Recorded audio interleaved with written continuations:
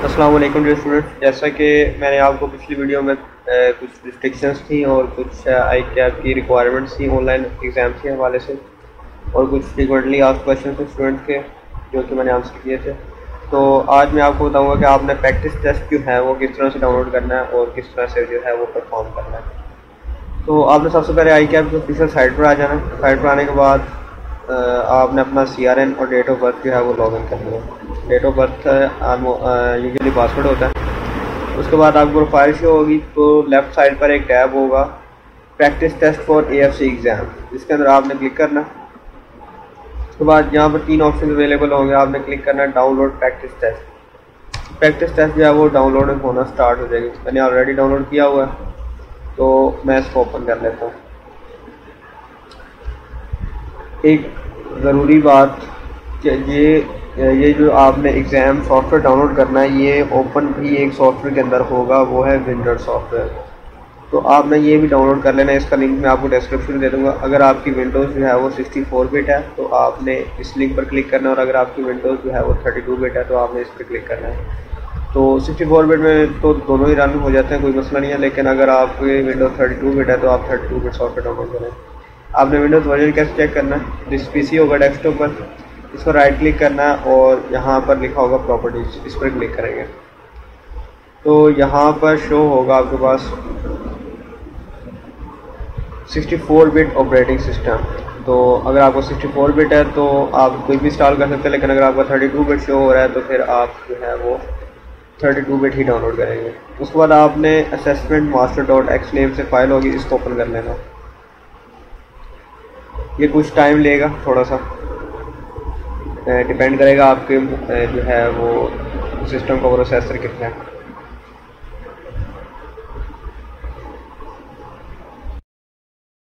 तो यहाँ पर जो है वो आपका लोडिंग स्टार्ट हो जाएगी एंड टेस्ट जो है वो लोड होना स्टार्ट हो जाएगा।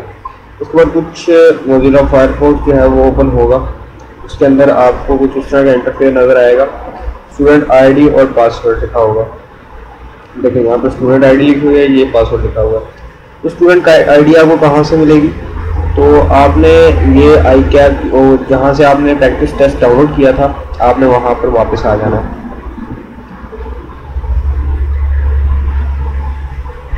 अगर आपका ऑफिशियल मतलब जिस तरह आपने एग्ज़ाम में लॉगिन करना है, वो आपको ID जो है वो उसमें मिलेगी एडमिट कार्ड में, वो मैं आपको एंड पे बताऊँगा। आपने यहाँ से जो है ना exam from home practice test October 2020 इसको ओपन करना। एक PDF फाइल डाउनलोड होगी, आपने इसको ओपन कर लेना। ओपन करेंगे तो इसमें कुछ पहले स्टेप बाय स्टेप इंस्ट्रक्शन बताए हुए हैं। इंस्ट्रक्शंस के बाद आखिर में आपको IDs और पासवर्ड दिए होंगे। देखिए इंटरफेस जैसा कि अब हमारे सामने ओपन है, ये ओपन करने के बाद आपने ये IDs और पासवर्ड जो है एंटर करनी है। अगर आपने इंग्लिश का टेस्ट देना है तो ये पहली ID है, ये लिख दें, और अगर पासवर्ड है तो पासवर्ड ये लिख दें। जो आपका ओरिजिनल होगा वो आपको मिलेगा उसमें आपके एडमिट कार्ड में। वो पेपर से 10 दिन पहले आपके जो है वो स्टोर्ड एरिया में अपलोड होगा और आपको जो है वो नोटिफिकेशन दे दिया जाएगा, मैसेज के जरिए या ईमेल में, दोनों में आ जाएगा। तो फॉर एग्जाम्पल अभी हम लॉगिन कर लेते हैं, PM का लॉगिन कर लेते हैं। तो PM की ID जो है मैं यहाँ से कॉपी करूँगा, राइट क्लिक करूँगा, कॉपी करूँगा मोज़िला फायरफॉक्स में, जहाँ पर मेरी ID ओपन सॉफ्टवेयर ओपन है वहाँ पर आके पेस्ट कर दूँगा इसको। पासवर्ड भी सेम एज इट इज़ वहीं से कॉपी करूँगा और यहाँ पर आके पेस्ट कर दूँगा।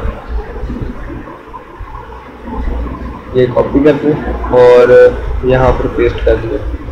उसके बाद यहाँ पर मैं इसको लॉगिन करूँगा।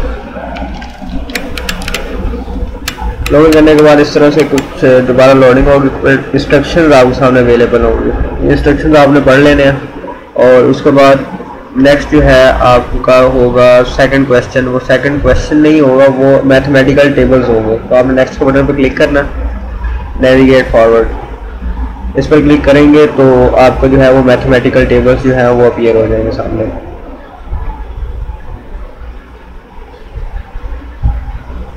अब ये देखिए ये मैथमेटिकल टेबल्स आपके सामने आ गए।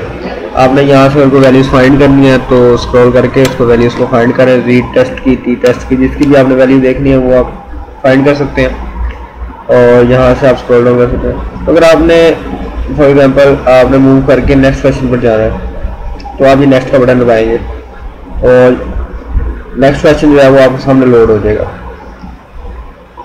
तो अब उसके बाद ये फॉरवर्ड का बटन है और ये नेक्स्ट का बटन है।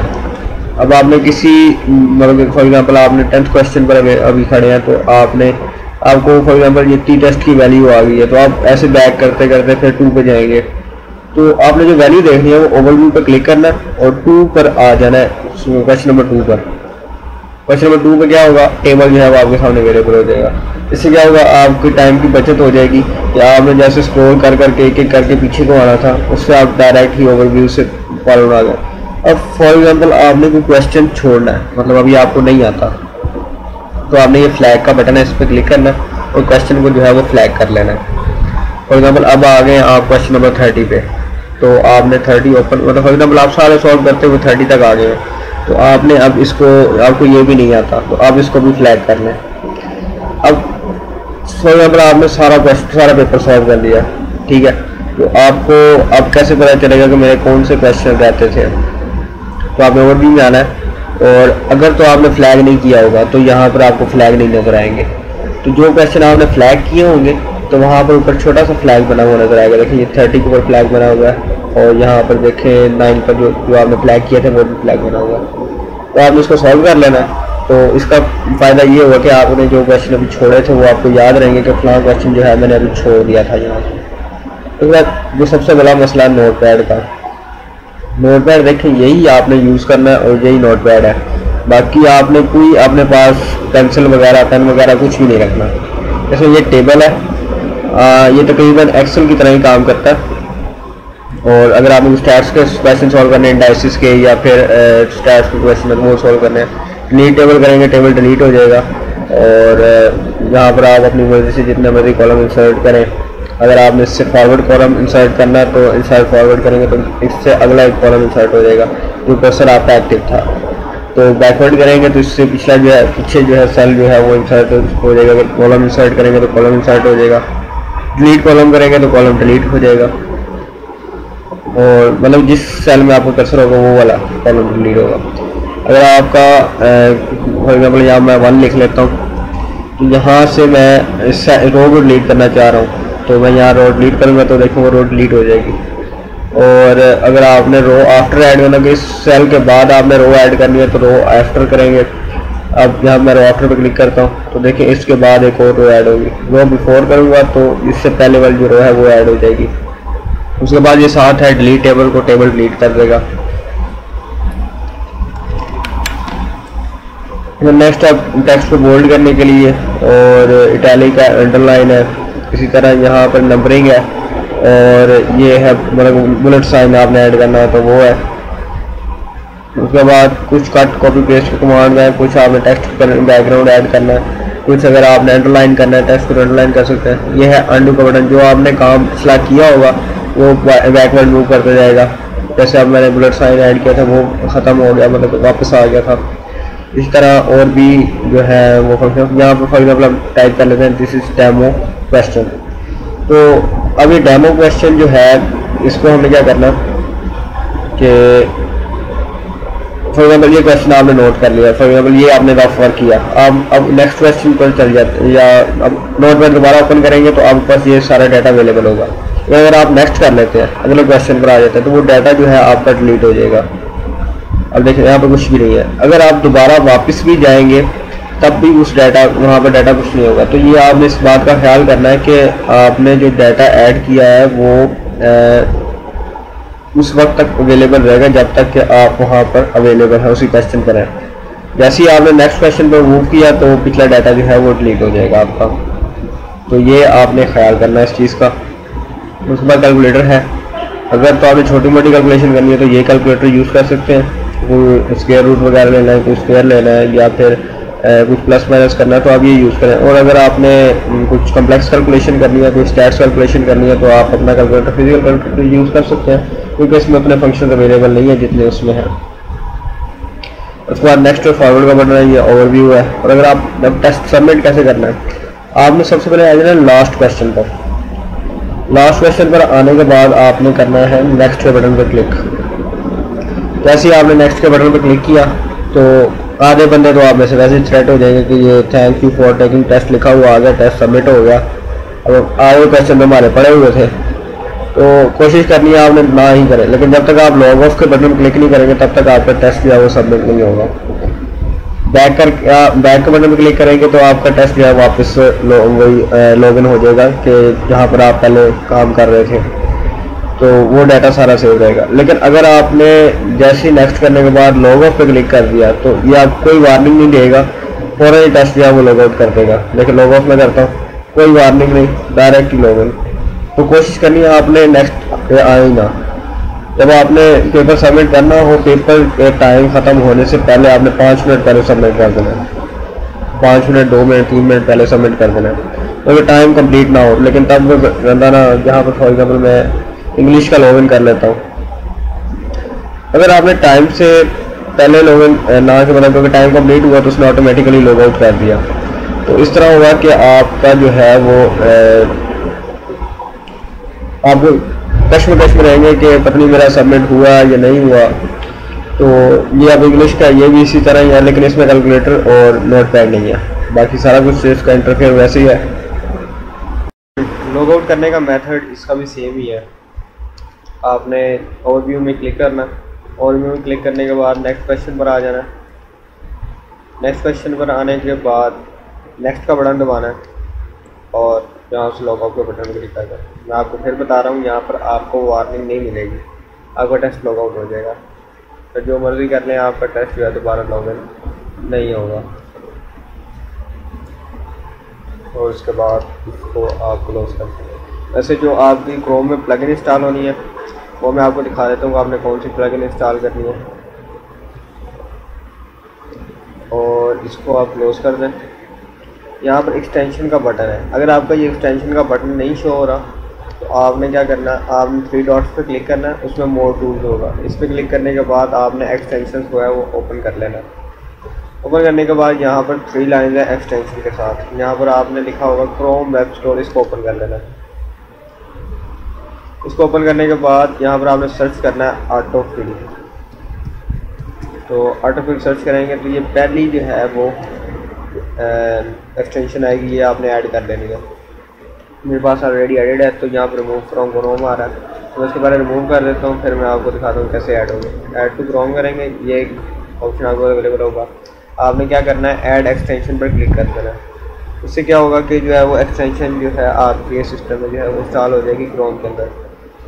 फिर उसके बाद आपने जो मोबाइल में एप्लीकेशन इंस्टॉल करनी है वो कौन सी है, जो आपने मोबाइल में एप्लीकेशन इंस्टॉल करनी है वो ये है प्रॉक्टर एग्ज़ाम रिमोट एग्ज़ाम। इस तरह का इसका ये लोगो है, आइकन। और इससे क्या करना है आपने कि जब आपका एग्ज़ाम स्टार्ट होगा तो आपने इससे QR कोड स्कैन करना है अपने मोबाइल से प्रॉक्टर एग्ज़ाम एप्लीकेशन पर, और उसके बाद वो जो है लॉगिन हो जाएगा आपका टेस्ट, और वो आपका जो है वो सिस्टम चेक करेंगे कि कोई इशू वगैरह तो नहीं है। आपका रूम चेक करेंगे जो है वो प्रॉक्टर एग्ज़ाम से आपने कैमरे से दिखाना है आपने रूम अपना, और जो वेब कैमरा है वो आपके लैपटॉप का यूज़ होगा। अगर आपके लैपटॉप का वेब कैमरा नहीं चलता तो आपने क्या करना है कि एक एक्सटर्नल कैमरा बाय कर लेना है, वो आप उस जो है वो आपकी USB पोर्ट के साथ अटैच हो जाएगा, तो आपने वो यूज़ कर लेना है। अगर आपने चेक करना है आपको मोबाइल लैपटॉप का कैमरा चलता है या नहीं चलता, आपने विंडो का बटन दबाना है और लिखना है कैमरा, तो आपने इसको ओपन करना है। अगर तो ये आपको ओपन होने के बाद सही काम कर रहा है तो आपको ठीक है, कोई इशू नहीं है। और अगर आपका काम नहीं कर रहा है सही, तो आपने क्या करना है कि बाज़ार से एक नया कैमरा ख़रीद लेना है। तो ये था आपका प्रैक्टिस टेस्ट किस तरह से ओपन होगा, जो है प्लगइन्स वो किस तरह से इंस्टॉल होंगी, ये प्लगइन्स ही। और हाँ, एक चीज़ रह गई, वो है कुकीज़। तो आपने यहाँ पर सेटिंग्स में आना है, सेटिंग्स में आने के बाद यहाँ पर ऑटो फिल का बटन आपको नज़र आएगा, इस पर क्लिक करना है। आपने ब्राउजिंग पेपर देने से पहले ब्राउजिंग डाटा जो है वो क्लियर कर लेना, ताकि आपका जो क्रोम है वो स्मूथ चले। उसके बाद cookie and other site data, इस पर क्लिक करना है। बाय डिफ़ॉल्ट ये क्लिक होता है block third party cookies in the incognito, तो आपने ये नहीं करना, आपने अलाउ ऑल कुकीज़ पर क्लिक कर देना और उसके बाद बैक कर देना यहाँ से, तो आपकी कुकीज़ जो है वो सारी अलाउ हो जाएंगी। ऐसे बाय डिफ़ॉल्ट ये होता है, लेकिन एग्ज़ाम के दौरान आपने वही जो है अलाउ ऑल कुकीज़ कर दिया। तो ये था आपका कि आपने प्रैक्टिस टेस्ट किस तरह से डाउनलोड करना है और किस तरह से लॉगिन करना है। बाकी आपको मैं एडमिट कार्ड दिखा देता हूँ वो किस तरह का होता है। ले जी, इस तरह का एक एडमिट कार्ड होगा आपके पास, और इधर आपकी पिक्चर होगी, इधर कुछ आपका डाटा लिखा होगा और आपका कॉन्टैक्ट नंबर, और उसके बाद यहाँ पर आपकी जो है वो डेट लिखी होगी और डे लिखा होगा। उसके बाद आपका टाइम अवेलेबल होगा कि जिस टाइम में आपने पेपर देना है, वो टाइम लिखा होगा और सब्जेक्ट लिखा होगा। उसके बाद ये रही आपकी स्टूडेंट आईडी और ये रहा आपका पासवर्ड। तो आपने जो स्टूडेंट आईडी यूज़ करनी है वो ये यूज़ करनी है और पासवर्ड जो है वो ये यूज़ करना। आपका जो अपना एडमिट कार्ड आएगा वो लीजिएगा। उसके अलावा कुछ यहाँ पर नीचे इंस्ट्रक्शन लिखी हुई हैं, बाकी और कुछ भी नहीं होता है एडमिट कार्ड में, यही चीज़ें होती हैं। ये आपका एग्ज़ाम से 1 वीक पहले या फिर 10 दिन पहले आ जाएगा, आपके सिक्योर्ड एरिया पर अपलोड हो जाएगा, वहाँ से आपने डाउनलोड कर लेना। आपको मैसेज आ जाएगा आई कैब की तरफ से कि आपका आई कैब एडमिट कार्ड जो है वो अपलोड हो चुका है, आप डाउनलोड कर लें। वो आपने डाउनलोड करके प्रिंट करवा के अपने साथ रख लेना है। और एक अगर आपका आई कैब का रजिस्ट्रेशन कार्ड आ चुका है, CRN कार्ड आपके इंस्टीट्यूट से, आपको पता चलेगा पेपर से, जब पेपर आपके हो रहे होते हैं तो तब आ जाता है वो एडमिट कार्ड कह रहा हूँ, सॉरी, रजिस्ट्रेशन कार्ड। अगर ना भी आया तो कोई मसला नहीं है, आपने रखना नहीं है, वो इतना ज़रूरी तो नहीं है। और उसके अलावा आपने साथ अपने रखना है, एक तो एडमिट कार्ड आपने साथ रखना है, एक आपने अपना आईडी कार्ड साथ रखना है। अगर आपका आईडी कार्ड नहीं बना हुआ तो बे फॉर्म या बर्थ सर्टिफिकेट साथ रखना है। और इसके अलावा कोई भी आपके रूम में कोई नोटबुक्स वगैरह कुछ भी नहीं होना चाहिए। आपके पास सिर्फ एक लैपटॉप या डेस्कटॉप PC होना चाहिए, और उसके अलावा ऊपर वेब कैमरा होना चाहिए, उसका माइक वर्किंग भी होना चाहिए, और विंडो जो है उसकी विंडो 8 या विंडो 10 होनी चाहिए। और मोबाइल जो है आपका एंड्रॉयड वर्जन 6.0 प्लस हो या एंड्रॉयड 5.0 प्लस होना चाहिए। वैसे आई कैब की requirement 4.1 plus 4.4 plus I think, तो आपने यूजुअली 5.0 से अबव ही होता है आप सबका। उसके अलावा फिर आपकी जो है वो डॉक्टर ऐप एग्जामिनेशन वो आपने इंस्टॉल करनी है। और क्या रिक्वायरमेंट्स रह गई हैं, और आपने जो प्लगइन इंस्टॉल करनी है क्रोम में वो भी इंस्टॉल कर लेनी है। और क्या रह गया आपका, बाकी तो तमाम रिक्वायरमेंट्स मैंने बता दी थी लास्ट वीडियो में, अब मैंने दोबारा रिपीट कर दी है। तो होप सो आपको वीडियो पसंद आई होगी, तो लाइक और सब्सक्राइब करना ना भूलिएगा।